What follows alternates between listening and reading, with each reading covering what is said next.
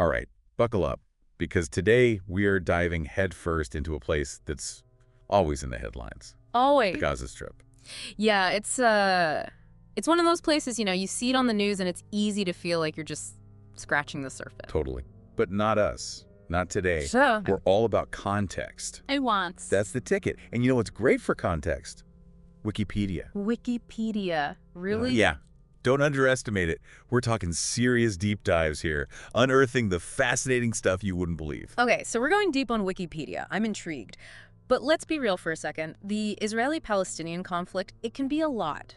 So much history, so many opinions. Where do you even begin? And that is precisely why we are sticking to the facts. Our mission, our goal with this deep dive, to give you a solid foundation. Yeah, equip you with the tools to think critically about Gaza Strip and its relationship with Israel. We're not here to tell you what to think. Exactly. And trust me, by the time we unpack all of this, you will be surprised by what you discover. Oh, I bet. Okay, so picture this. The Gaza Strip, it's tiny. We're talking 25 miles long, maybe 7 miles wide at its widest point. That's it. That's it. To put it in perspective, think 5 times the size of Manhattan. Wow. Okay, I can see that. And how many people are we talking? Over 2 million. No way. More than double the population of Manhattan. And it's all crammed into this tiny space. We're talking one of the most densely populated places in the world. Yeah. But it's more than just numbers, this little sliver of land. It's at the heart of a conflict that the whole world's been watching for decades. And to really get why, we have to rewind a bit. Back to 2007. That's when Hamas took control of Gaza. Hamas, yeah. You hear that name in the news a lot. But it wasn't exactly a peaceful transition of power, was it? Not exactly, no. Our Wikipedia deep dive, it describes it as a full-on takeover. Wow. Hamas, and they're considered a terrorist organization by a lot of countries. They used force, took over government buildings, pushed out the ruling party at the time, Fatah. Big turning point for Gaza. It sounds like, and that brings up a big question. I keep seeing this word pop up in the research. Legitimacy. After that 2007 takeover, was Hamas's rule even legal? Right, and that question, legitimacy, it's a huge deal. It's about international relations, humanitarian aid, it affects everything. And it's not just theoretical. It has real consequences for people on the ground. Speaking of which, here's something that I found really interesting. Despite all of this, the conflict, the political turmoil, the density, Gaza actually has a really high literacy rate, over 90%, according to Wikipedia. Wow, that's incredible. Right. It's amazing. To think. They are living with conflict every single day. Resources are limited, the future is uncertain, yet you have this incredible commitment to education. It's true. It's like even in all the chaos, there's this drive to learn, to grow, to make things better. It makes you think. It really does. It says something about the human spirit, don't you think? Even in the most difficult situations, people want knowledge. They see education as a way forward. It gives them hope. And it begs the question, what could they accomplish with more opportunities, with more stability? It's an important thing to think about. And it really highlights how there's always more to the story than the headlines. Now, we've been talking about Gaza, but you can't tell that story without talking about Israel, right? Absolutely not. The two are completely interconnected. Their histories go way back. Centuries even. And when you start digging into Israel's past, it's surprising what you find. It really is.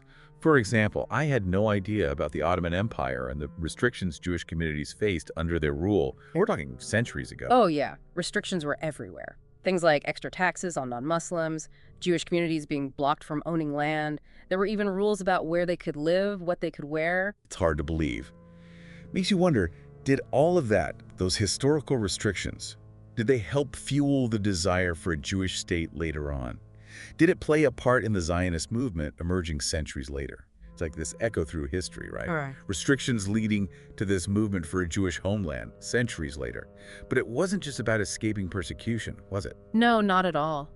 Our Wikipedia dive mentions waves of Jewish migration to Palestine. They were drawn to the land itself. Right, like this deep connection. Exactly. It went way beyond seeking refuge. It was about returning to a place with religious and historical meaning. The Jewish people could create a nation, a culture, a future on their own terms. And that's where things get really complicated, right? Because it's not an empty land. You said it. That's the heart of the conflict, really. Figuring out that return. History shows us it was anything but simple. You've got the British Mandate period, the British Empire calling the shots, trying to make everyone happy with the land. Then boom, 1948, the 1948 war, creation of Israel. And with that, the displacement of so many Palestinians. Exactly. And that's a whole other layer to this. Yeah, because that displacement, it caused a massive refugee crisis. Yeah. And it still fuels tensions today. Yeah. But before we jump into that, I wanted to circle back to something you mentioned earlier about Israel's diversity. It's not only a Jewish state, is it? Right. A lot of people don't realize that Israel has a pretty significant Arab minority. Wow, okay. And that just adds another layer, right, to their social and political landscape. You see it everywhere, from language to how people practice their religion, even in their government. And then you bring in something like Israel's law of return, which says any Jewish person anywhere in the world can basically become a citizen. Huge deal. Huge. But at the same time, you have Palestinians who were displaced generations ago, their families too, who are still looking for a way to return. Two different sides claiming the same land based on history. Hard to find a compromise there. Incredibly hard, and it highlights why this is so complicated. Understanding the Gaza Strip, its relationship with Israel, you have to look beyond the surface, beyond the headlines. You have to understand the history, see things from different angles, hear the human stories. They get lost sometimes, you know? It's true. It's about remembering the people on both sides, seeing their shared history, the pain, the hopes they have. And, you know, we've spent all this time diving into Wikipedia, and I feel like we've just dipped our toes in. That's the thing about knowledge, isn't it? The more you learn, the more you realize how much you don't know. Totally. But I do feel like we've learned the basics, the facts, Yeah. the historical context. We can start asking the right questions. 100%. And as you keep learning, think about what we talked about today. Think about the strength of the people in Gaza. Think about how complex Israel's history is. The demographics. Don't forget those historical grievances, how they still have power. These are just a few pieces. A very complicated puzzle. Exactly. No easy answers. Yeah. But by talking about it, by being open to different perspectives, by keeping our minds open to learning, we can at least try to make sense of it all. I love that. And who knows, maybe by understanding the roots of this conflict, by understanding how it began and what keeps it going, maybe, just maybe, we can start to envision a better future. A future with peace and coexistence where that's not just a dream. A worthwhile goal. Absolutely. And that's our deep dive for today.